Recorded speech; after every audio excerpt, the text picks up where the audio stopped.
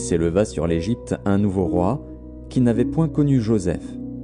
Il dit à son peuple : « Voilà les enfants d'Israël qui forment un peuple plus nombreux et plus puissant que nous. Allons, montrons-nous habiles à son égard, empêchons qu'il ne s'accroisse, et que, s'il survient une guerre, il ne se joigne à nos ennemis pour nous combattre et sortir ensuite du pays. » Et l'on établit sur lui des chefs de corvée afin de l'accabler de travaux pénibles. C'est ainsi qu'il bâtit les villes de Pithom et de Ramsès pour servir de magasin Pharaon. Mais plus on l'accablait, plus il multipliait et s'accroissait. Et l'on prit en aversion les enfants d'Israël. Alors les Égyptiens réduisirent les enfants d'Israël à une dure servitude.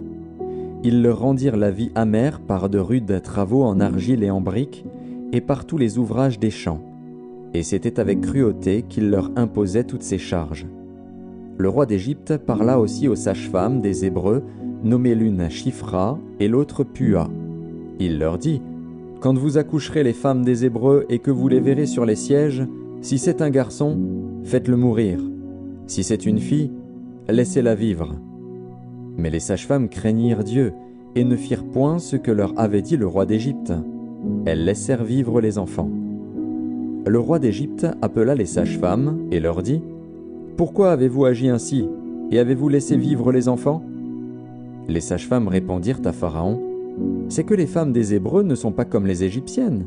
Elles sont vigoureuses et elles accouchent avant l'arrivée de la sage-femme. » Dieu fit du bien aux sages-femmes, et le peuple multiplia et devint très nombreux. Parce que les sages-femmes avaient eu la crainte de Dieu, Dieu fit prospérer leur maison. Alors Pharaon donna cet ordre à tout son peuple : « Vous jetterez dans le fleuve tout garçon qui naîtra, et vous laisserez vivre toutes les filles. » Un homme de la maison de Lévi avait pris pour femme une fille de Lévi. Cette femme devint enceinte et enfanta un fils. Elle vit qu'il était beau, et elle le cacha pendant 3 mois. Ne pouvant plus le cacher, elle prit une caisse de jonc qu'elle enduisit de bitume et de poix. Elle y mit l'enfant et le déposa parmi les roseaux sur le bord du fleuve. La sœur de l'enfant se tint à quelque distance pour savoir ce qui lui arriverait. La fille de Pharaon descendit au fleuve pour se baigner, et ses compagnes se promenèrent le long du fleuve. Elle aperçut la caisse au milieu des roseaux, et elle envoya sa servante pour la prendre. Elle l'ouvrit et vit l'enfant. C'était un petit garçon qui pleurait. Elle en eut pitié, et elle dit : « C'est un enfant des Hébreux. » Alors la sœur de l'enfant dit à la fille de Pharaon : « Veux-tu que j'aille te chercher une nourrice parmi les femmes des Hébreux pour allaiter cet enfant ? » « Va, » lui répondit la fille de Pharaon. Et la jeune fille alla chercher la mère de l'enfant. La fille de Pharaon lui dit : « Emporte cet enfant et allaite-le-moi. Je te donnerai ton salaire. » La femme prit l'enfant et l'allaita. Quand il eut grandi, elle l'amena à la fille de Pharaon, et il fut pour elle comme un fils. Elle lui donna le nom de Moïse, car, dit-elle, « Je l'ai retiré des eaux. » En ce temps-là, Moïse, devenu grand, se rendit vers ses frères et fut témoin de leurs pénibles travaux. Il vit un Égyptien qui frappait un Hébreu d'entre ses frères. Il regarda de côté et d'autre, et, voyant qu'il n'y avait personne, il tua l'Égyptien et le cacha dans le sable. Il sortit le jour suivant, et voici, 2 Hébreux se querellaient. Il dit à celui qui avait tort : « Pourquoi frappes-tu ton prochain ?» Et cet homme répondit : « Qui t'a établi chef et juge sur nous ? Penses-tu me tuer, comme tu as tué l'Égyptien ?» Moïse eut peur et dit : « Certainement la chose est connue. » Pharaon apprit ce qui s'était passé, et il cherchait à faire mourir Moïse. Mais Moïse s'enfuit de devant Pharaon, et il se retira dans le pays de Madian, où il s'arrêta près d'un puits. Le sacrificateur de Madian avait 7 filles. Elles vinrent puiser de l'eau, et elles remplirent les auges pour abreuver le troupeau de leur père. Les bergers arrivèrent et les chassèrent. Alors Moïse se leva, prit leur défense, et fit boire leur troupeau.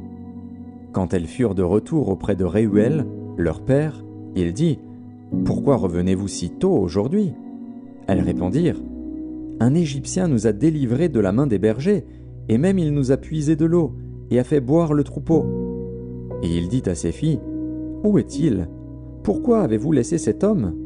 Appelez-le, pour qu'il prenne quelque nourriture. » Moïse se décida à demeurer chez cet homme, qui lui donna pour femme Séphora, sa fille.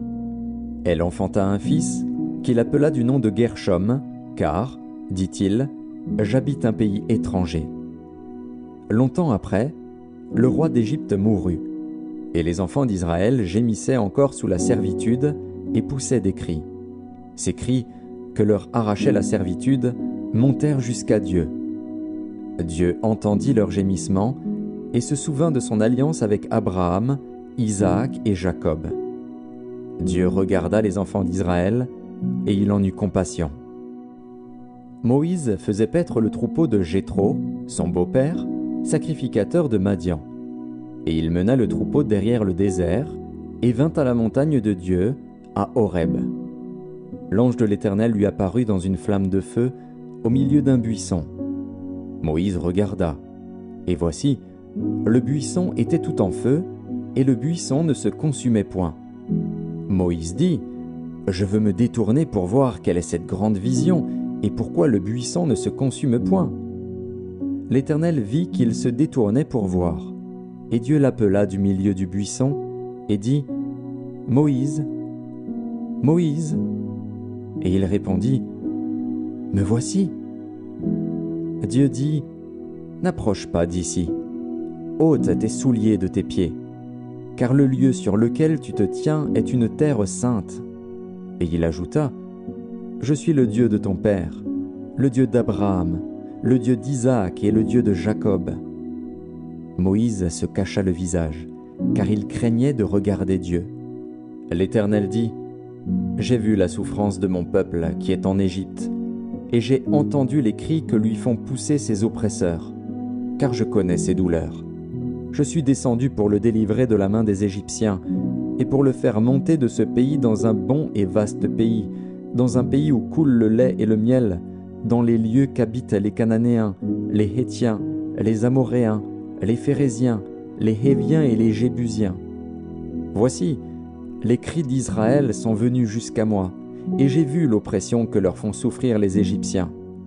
Maintenant, va, je t'enverrai auprès de Pharaon, et tu feras sortir d'Égypte mon peuple, les enfants d'Israël. » Moïse dit à Dieu, « Qui suis-je pour aller vers Pharaon et pour faire sortir d'Égypte les enfants d'Israël ?» Dieu dit, « Je serai avec toi, et ceci sera pour toi le signe que c'est moi qui t'envoie. Quand tu auras fait sortir d'Égypte le peuple, vous servirez Dieu sur cette montagne. » Moïse dit à Dieu, « J'irai donc vers les enfants d'Israël, et je leur dirai, « Le Dieu de vos pères m'envoie vers vous, mais s'ils me demandent quel est son nom, que leur répondrai-je » Dieu dit à Moïse, « Je suis celui qui suis. » Et il ajouta, « C'est ainsi que tu répondras aux enfants d'Israël. Celui qui s'appelle « Je suis » m'a envoyé vers vous. » Dieu dit encore à Moïse, « Tu parleras ainsi aux enfants d'Israël. L'Éternel, le Dieu de vos pères, le Dieu d'Abraham, le Dieu d'Isaac et le Dieu de Jacob, m'envoie vers vous. Voilà mon nom pour l'éternité, voilà mon nom de génération en génération. Va, rassemble les anciens d'Israël et dis-leur, l'Éternel, le Dieu de vos pères, m'est apparu, le Dieu d'Abraham, d'Isaac et de Jacob. Il a dit, je vous ai vu, et j'ai vu ce qu'on vous fait en Égypte, et j'ai dit, je vous ferai monter de l'Égypte, où vous souffrez, dans le pays des Cananéens, des Hétiens, des Amoréens, des Phéréziens, des Héviens et des Jébusiens, dans un pays où coule le lait et le miel. Ils écouteront ta voix, et tu iras, toi et les anciens d'Israël, auprès du roi d'Égypte, et vous lui direz, l'Éternel, le Dieu des Hébreux, nous est apparu. Permets-nous de faire 3 journées de marche dans le désert, pour offrir des sacrifices à l'Éternel, notre Dieu. Je sais que le roi d'Égypte ne vous laissera point aller, si ce n'est par une main puissante. J'étendrai ma main, et je frapperai l'Égypte par toutes sortes de prodiges que je ferai au milieu d'elle. Après quoi, il vous laissera aller. Je ferai même trouver grâce à ce peuple aux yeux des Égyptiens, et quand vous partirez, vous ne partirez point à vide. Chaque femme demandera à sa voisine et à celle qui demeure dans sa maison des vases d'argent, des vases d'or et des vêtements que vous mettrez sur vos fils et vos filles, et vous dépouillerez les Égyptiens. » Moïse répondit et dit, « Voici, ils ne me croiront point, et ils n'écouteront point ma voix. Mais ils diront, l'Éternel ne t'est point apparu. » L'Éternel lui dit, « Qu'y a-t-il dans ta main » Il répondit, « Une verge. » L'Éternel dit, « Jette-la par terre. » Il la jeta par terre, et elle devint un serpent. Moïse fuyait devant lui. L'Éternel dit à Moïse, « Étends ta main, et saisis-le par la queue. » Il étendit la main et le saisit, et le serpent redevint une verge dans sa main.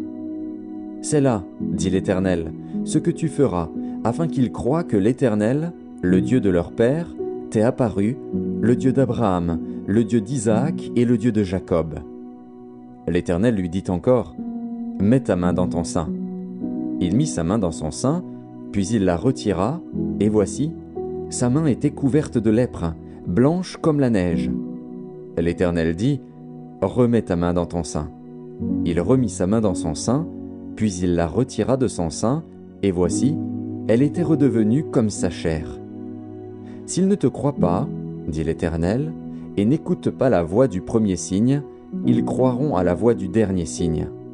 S'ils ne croient pas même à ces 2 signes et n'écoutent pas ta voix, tu prendras de l'eau du fleuve, tu la répandras sur la terre, et l'eau que tu auras prise du fleuve deviendra du sang sur la terre. » Moïse dit à l'Éternel, « Ah, Seigneur, je ne suis pas un homme qui ait la parole facile, et ce n'est ni d'hier ni d'avant-hier, ni même depuis que tu parles à ton serviteur, car j'ai la bouche et la langue embarrassées. » L'Éternel lui dit, « Qui a fait la bouche de l'homme? Et qui rend muet ou sourd, voyant ou aveugle? N'est-ce pas moi, l'Éternel? Va donc, je serai avec ta bouche, et je t'enseignerai ce que tu auras à dire. » Moïse dit, « Ah, Seigneur, envoie qui tu voudras envoyer. » Alors la colère de l'Éternel s'enflamma contre Moïse, et il dit, « N'y a-t-il pas ton frère Aaron, le Lévite? Je sais qu'il parlera facilement. Le voici lui-même, qui vient au-devant de toi. Et, quand il te verra, il se réjouira dans son cœur. Tu lui parleras, et tu mettras les paroles dans sa bouche. Et moi, je serai avec ta bouche et avec sa bouche, et je vous enseignerai ce que vous aurez à faire. Il parlera pour toi au peuple, il te servira de bouche, et tu tiendras pour lui la place de Dieu. Prends dans ta main cette verge, avec laquelle tu feras les signes.